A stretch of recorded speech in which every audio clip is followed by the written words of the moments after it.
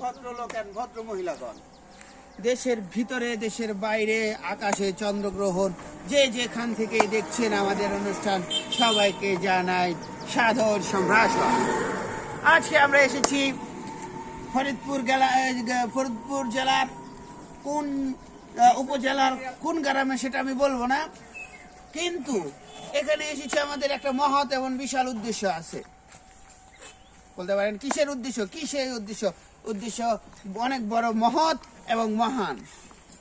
আমরা এখানে এসেছি একটা সরাসরির বিয়াতে। কেন? কারণ বিয়া হইতেছে একটা অঙ্গীকারনামা, বিয়া হইতেছে একটা চুক্তিনামা। আমরা এই চুক্তিনামায় অংশগ্রহণ করেছি।